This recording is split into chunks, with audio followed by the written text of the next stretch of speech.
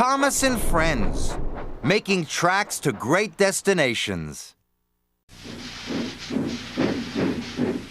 Learning Curve is proud to support Thomas and Friends on PBS Kids.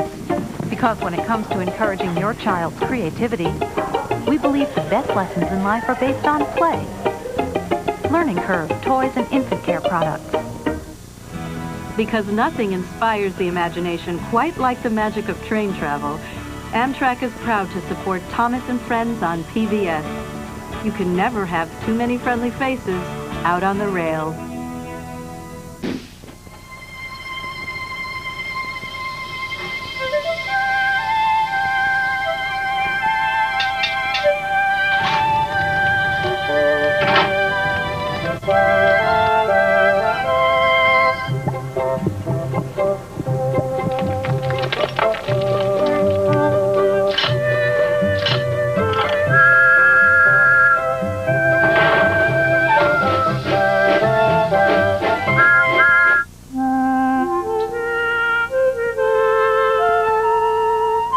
Dear Christopher, here is your friend Thomas the Tank Engine.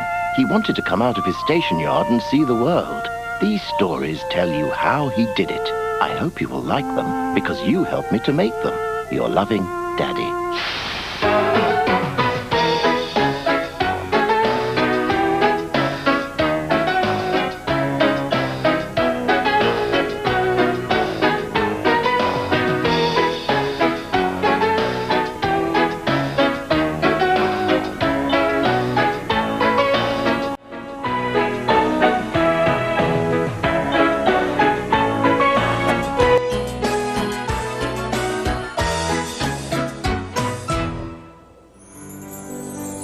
The island of Sodor is surrounded by beautiful blue sea. It has fields of green and sandy yellow beaches. There are rivers, streams, and lots of trees where the birds sing. There are windmills and a coal mine, and docks where visitors to the island arrive. The island also has lots and lots of railway lines. Who's that puffing down the track?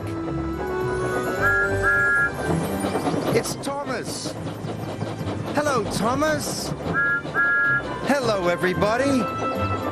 Welcome to the island of Sodor.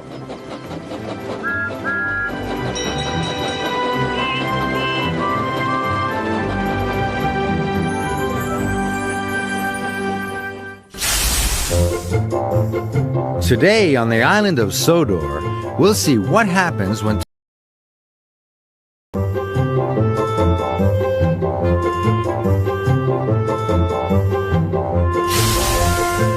and Thomas will show us one of the island's very special places.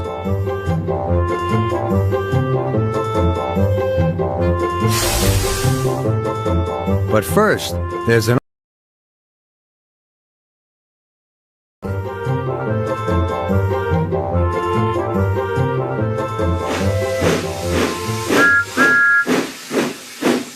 Stepney, the Bluebell engine, was busy talking to the other engines. It was his first visit to their railway, and he was having a splendid time.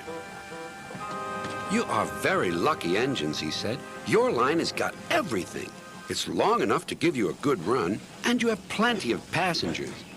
Then you have a quarry and a mine, so you need plenty of cars. Cars are fun. I missed them on our line." Percy was surprised. All the engines thought cars were trouble. "You're welcome to take some of mine," he said, "but you'd better ask driver first." Their drivers agreed, and the two engines set off.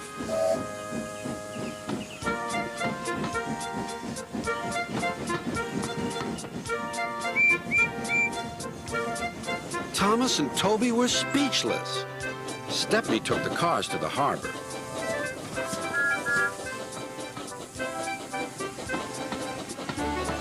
Then he picked up a load of empty ones and started back.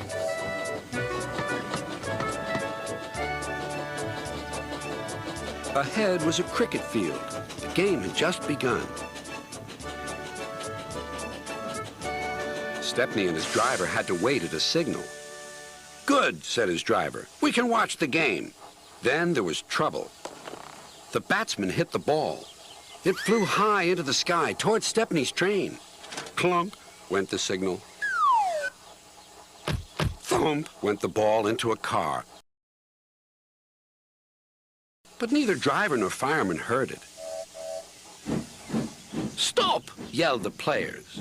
But Stepney didn't hear them. Come along, he puffed to the cars. Our one and only ball! Cried the players. Wake up, Caroline, they said to their old car. The chase is on. Caroline coughed crossly and rolled down the road. Stepney wasn't hurrying. Caroline soon came up behind. Toot, toot, she wailed. The players shouted, but Stepney was still too far away for his driver and fireman to see or hear properly. They completely misunderstood. If those jokers want a race, said the driver, they can have one. Faster, Stepney, faster. Poor Caroline wasn't happy at all. She rattled along at twice her usual speed. I shouldn't be treated like this, she grumbled. This pace is too hot for my system. It'll fuse all my circuits. Suddenly, Stepney was nowhere to be seen. Yahoo! That silly train has run into a hole, so we can't catch it. I can go home now. But she couldn't.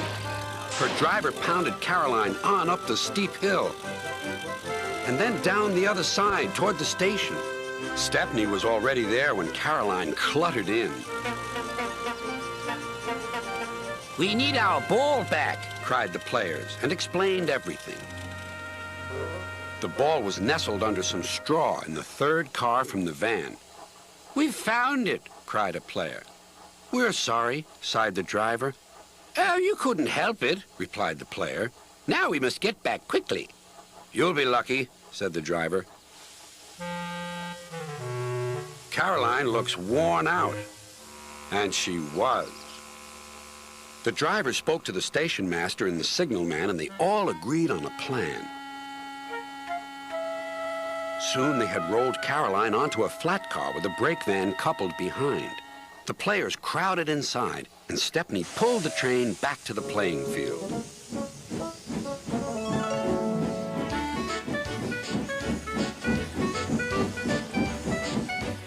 Everyone enjoyed watching the game.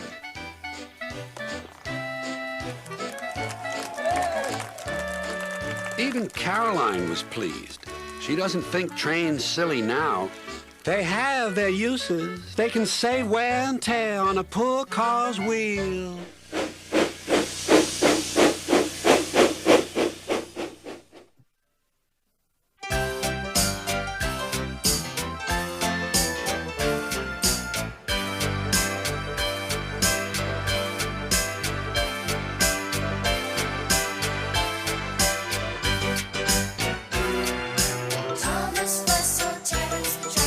Plowing in a field one day, and he said, "My, oh my, you do look fine."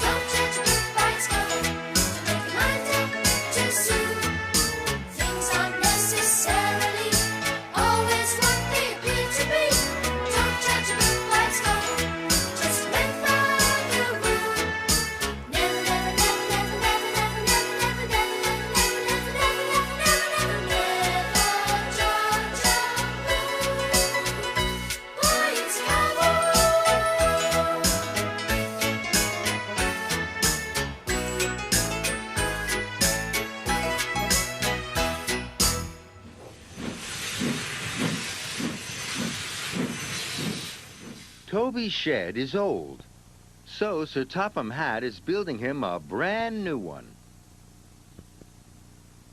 But the shed still needs a roof and a door. The workmen have delivered 3 new roofs, but only one of them is right for Toby's new shed. Which do you think it is? The first roof is tall and pointed. Does that look right? No, that roof has a spire. It goes on a church, not on a shed. What about this one? This roof has round turrets made of bricks. Does that look right? No, that roof has turrets. Turrets go on a castle, not a shed. One roof is left. It's got sloping sides and it's made of wood. Does that look right? Yes. That's the right roof for Toby's new shed. Now Toby's shed has a roof, but it still needs a door. The workmen have brought 3 new doors, but only one of them is right. Which one do you think it is? The first door is arch-shaped with a big handle. Does that look right? No, that's the door to a church, not a shed. What about this one? It has holes and goes up and down. Does that look right? No, that's a portcullis. The door to a castle, not a shed.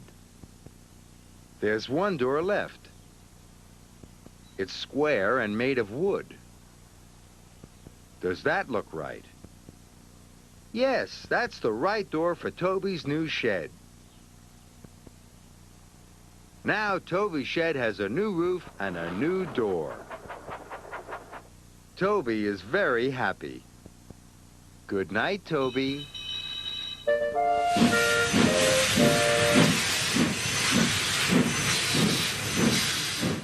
The island of Sodor is a wonderful place.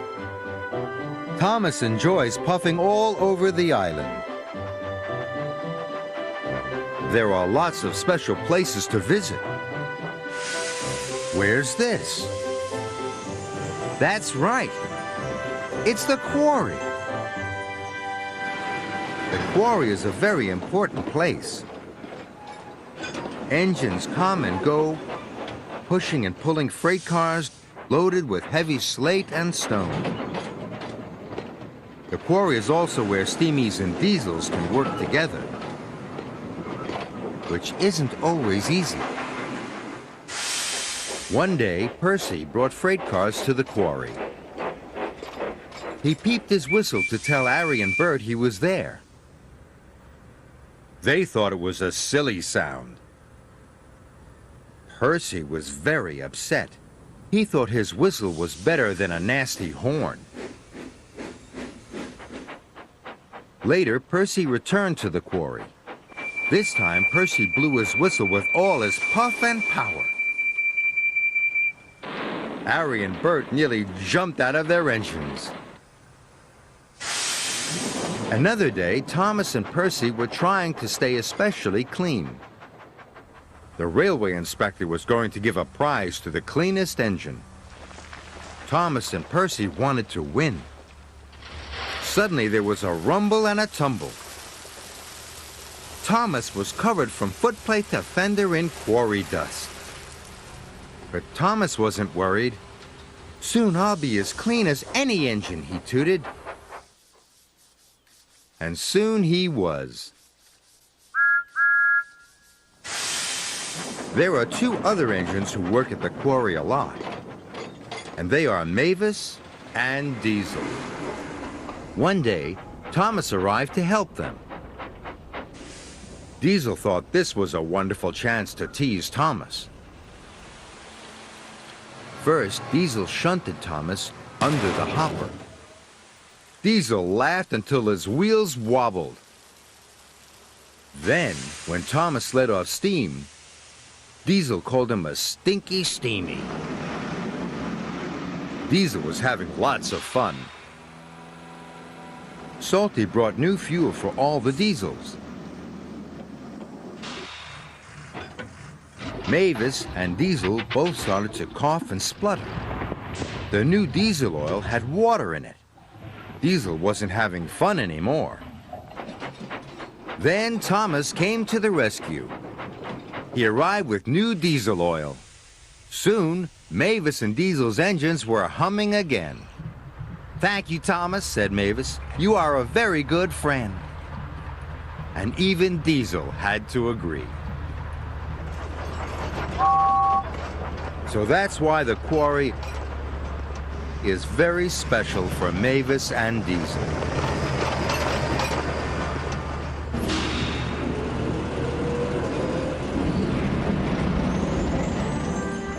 There are so many special places on the island of Sodor. Next time, Thomas will show us somewhere else.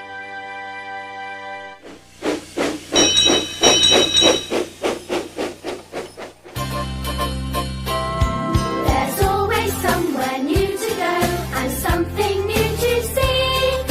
Things you never knew before or somewhere new to be. Though you'll remember dear old friends, some red, some green, some blue. For everything familiar, there's always something new. One day you could meet fearless Freddy up the mountainside, Or pay a trip to Sodor Bridge that spans our gorge with pride. it's all a new experience, like Jeremy the Jet. Watch him as he's flying by, one scene you won't forget. There's always somewhere new to go and something new to see. Things you never knew before or somewhere new to be. Though you'll remember dear old friends, some red, some green, some blue. For everything familiar, there's always something new. You could see Neville on the track, or Rocky, he's a crane. Here's Rosie, you don't see so much, so don't forget her name. There's Dennis working in the yard, and Molly may be met. Our new friends on the island here, one scene you won't forget. There's always somewhere new to go and something new to see. Things you never knew before or somewhere new to be. Though you'll remember dear old friends, some red, some green, some blue. For everything familiar, there's always something new. Though you'll remember dear old friends, some red, some green, some blue. For everything familiar, there's always something new.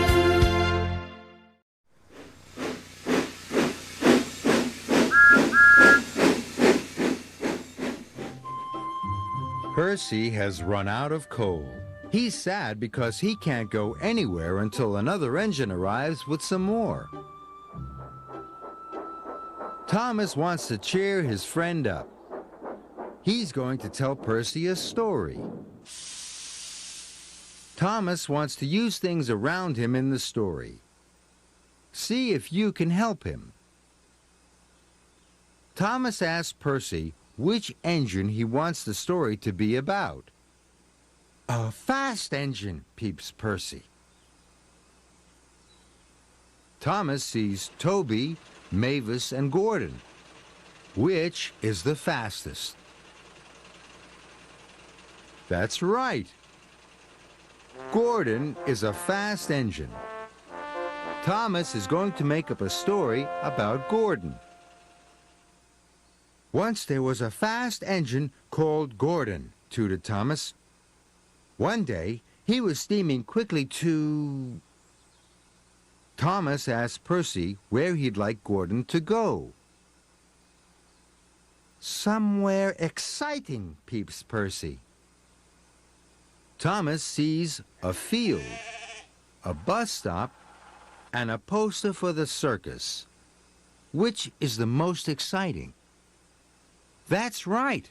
The circus is the most exciting place. One day, toots Thomas, Gordon steamed quickly to the circus. He was very excited to see. Thomas asked Percy what Gordon should see. Something special, peeps Percy. Thomas sees coal cars, milk churns, and a Chinese dragon. Which is the most special? Yes, a Chinese dragon is very special. One day, Gordon steamed quickly to the circus, puffed Thomas. He was very excited to see the special Chinese dragon. Percy thought it was the best story he had ever heard. In fact, now Percy's going to tell Henry the story while he's waiting for his coal. Well done, Thomas.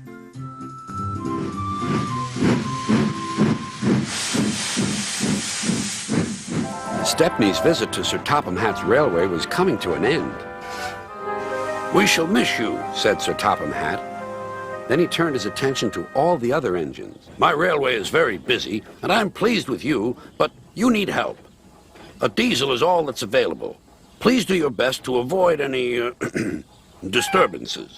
"What does that mean?" whispered Duck. "That means this diesel is difficult," snapped James. And he was. The diesel surveyed the shed. "Not bad. I've seen worse. At least you're all clean." The engines glared. "It's not your fault, but Sir Topham Hatt should scrap you and get engines like me. A fill of oil, a touch on the starter, and I'm off. No bother, no waiting. They have to fuss round you for hours before you're ready." The engines were furious. Next morning, they held an indignation meeting round the turntable. "Disgraceful. Disgusting. Despicable. To say such things to us," cried Donald and Douglas, "is to teach him a lesson we'd be wanting. Now, how do we do it?" Their chance came sooner than expected. The diesel was purring comfortably. An inspector watched a fitter making final adjustments. The wind tugged at the inspector's hat. The diesel was ready. "Look at me, Duck and Stepney. Now I'll show you something." He rolled proudly toward his coaches. Then it happened.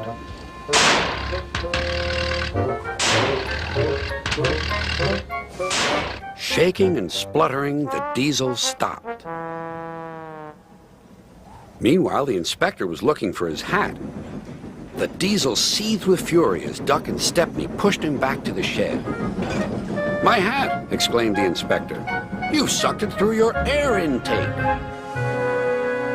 "Bother your hat. The heavy train's due out. You'll have to take it, Duck. Stepney, will you help, please?" "Thank you, sir," cried Stepney. "I'd like a good long run on my last day." The engines were soon ready. "Gordon will take over from halfway, so get the train to there. Good luck."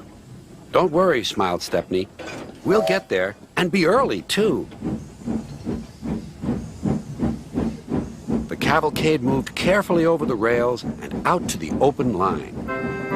"Now for a sprint," puffed Stepney. "I'm ready when you are," replied Duck. Soon they were whizzing through Edward Station. And next they charged at Gordon's Hill beyond.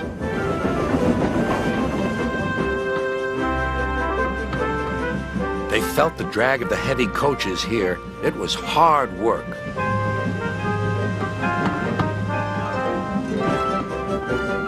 At last they were running smoothly along the line toward the big station.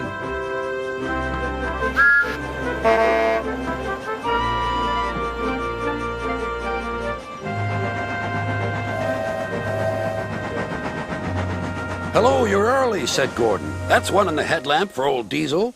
James says he's sick as boiler sludge and sulking in the shed. Serves him right for saying we're out of date. And Gordon chortled away. Next day, everyone came to say goodbye to Stepney. Come back and see us soon, whistled the engines. And you are always welcome on my Bluebell Railway, too, replied Stepney. Then he puffed away. What about Diesel? He'd slipped out while no one was looking. But he left two things behind. A rather nasty smell and a battered bowler hat.